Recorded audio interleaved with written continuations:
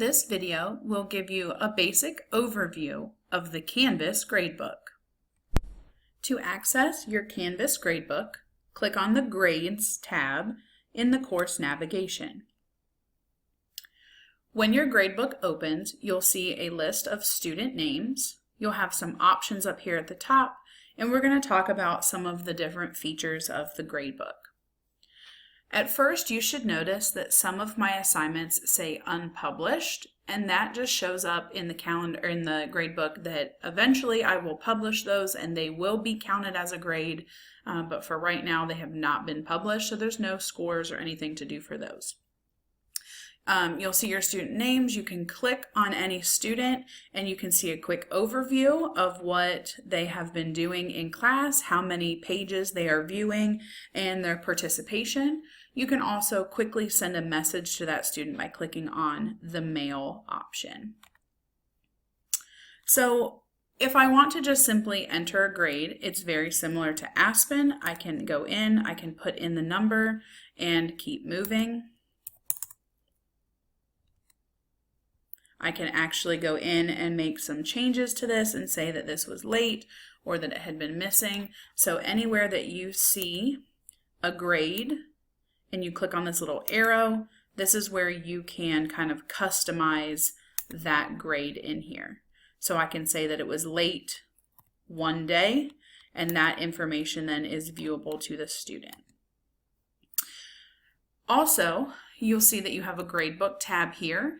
If you wanted to go in to see an individual view and look deeper at one particular student's grades, you could do that with the individual view. And if you have had assignments that have been redone or resubmitted several times, you can go back and see the gradebook history to see the previous attempts and previous grades of certain assignments. When you use the view drop down, you will have the option to arrange your assignments by different methods. So you can either assign them by assignment name, due date, how many points it's worth, or even by module, which I think is a nice feature. This is definitely where you want to add sections if you have cross-listed your courses. So if you have more than one section in one class, then you want to make sure that you leave this section checked so that you'll have this option over here that you can toggle between your two sections just like you can in Aspen. So if you don't have the sections option over there, your view may be turned off. So you're just going to come into filters and click on sections. The statuses has been a big question for some of you, and this is what you see when you click on status. So if I have a late assignment right now, it's showing up as blue. I can change my colors if I want to, if I want late to be a different color, or if I just want to take off the colors altogether, I can go in and change my colors here. I can change any of these however I would like. If I have a system that works for me, you can even put in your own hex code if you are that interested and dedicated. These are very faint and light colors, and I think that makes it easier to read. But if you did want to add in your own, you definitely can change these as much as you would like. So when you hit done, those will save, and then as assignments are coming in those different statuses, you'll see those color schemes.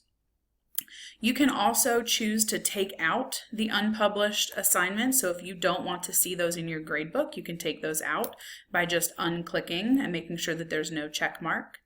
And you have a little notes extra section here that you actually control. And so, for example, if this student had extended time or if they were an IEP student, I might add that to my notes so that as I'm grading, I can check back on that. You can use these for various things, or if you don't need it, you can hide that as well. Perhaps one of the most useful features is using actions and export. And what that's going to do is it's going to download a Microsoft Excel document for you that you can open up. And this will be really helpful when you are putting your grades into Aspen. So me personally, I would want to make this as simple as possible. So I would probably go in and hide these columns that I didn't need. So I did that. I just highlighted across the top and I right-clicked to say hide. And then you'll see here is an assignment. It was a writing assignment. Here is a writing reflection, a test. So I would want to probably either split my screen, or I might even just make this one very small. So I might slide this over just like this. And then when I go into Aspen, and I open up my Aspen page, I could make my Aspen page a little smaller on my screen. And then here, because if these are in alphabetical order, it should be a nice, easy way to kind of transfer over those grades for you. So this will open in an Excel document. You don't need to save it because you can always go back in and download that again if you need to. The Canvas Gradebook is very robust. There are lots of different features that you can use even with a specific assignment. So when I click on the 3 dots next to my assignment, I can view all of my grades from high to low or low to high. I can sort out and just find my missing assignments. And of course, right now I only have Jessica Butler. It's not going to count your test student because it knows that that's you.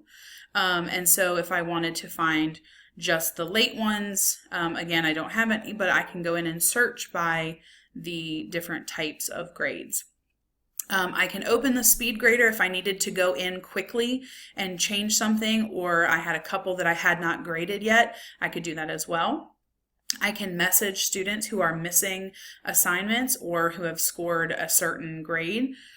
We're probably not going to use the curve grades much, but the set default grade is an easy way to bulk add grades. So if you had looked through a participation, maybe you had an assignment, you just wanted them to complete it, and it was an ed puzzle or something that you didn't put into an assignment, but you just wanted to go in and give everybody the grade for that, you can use the set default grade. And so I could say give everyone 100, and you'll notice you have the option to overwrite the already entered grades. So if I had some students who had taken it and they had gotten, extra credit, maybe they got 105, I would not want to override their grade. I would just want to put this into all the ones that were empty. The other use for this is if it's interim time and you still have 2 or 3 assignments that haven't been turned in and you have done everything you can to get that student to turn in their grade, you can go in and put that 0 in. And again, you would not want to override the grades that are in there, but you could then put in that default grade and it's going to tell you that one score has been updated. You can also hide the grades if you didn't want your students to be able to see those for right now. Maybe you were not ready to share those grades yet, or you had students who needed to finish something. You could go in and hide the grades from students. And this is a great feature. It's called the grade posting policy. So if I have a large project that I want to grade all of my assignments before my students get their score, instead of having it post automatically, I'm going to choose manually. So what this means is even if I go in and I grade and submit their grade in the speed grader, they won't be able to see it until I officially post those grades. So I'm going to click on that manually button. My save button is a little cut off in my video, but now the policy for this has been updated. So when I refresh my page, this one is now,